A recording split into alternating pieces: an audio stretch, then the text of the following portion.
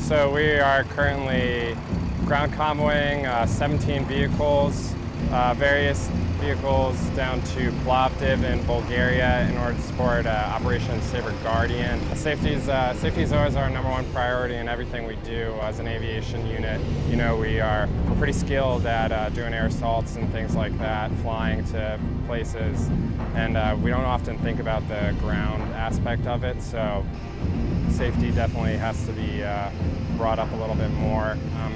You know, monitoring people's rest is a big one. We do that when we're flying, so we have to make sure we're doing that on the ground as well. As an aviation brigade, to move cross-border, cross-country through this long of a distance, it's something like 1,200 miles or so, probably a little bit more than that, that we're moving on the ground is a pretty decent accomplishment. So we're happy to be out here, getting to explore all these different countries, work with our partner nations and everything, and showcasing our abilities even beyond just aviation.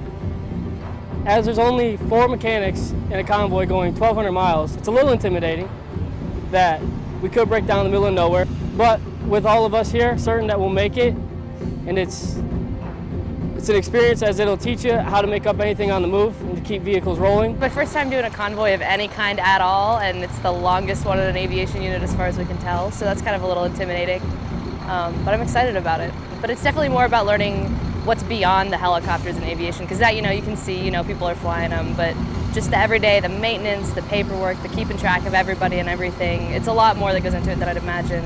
So all those moving pieces come together, and when we start rolling all together, it's a really good feeling, and I'm glad I'm out here. It's also been a little bit about finding your place, you know, as a cadet, you're not enlisted, you're not quite an officer, where exactly do you fit into the structure, and how can you find ways to take charge and find those learning experiences yourself?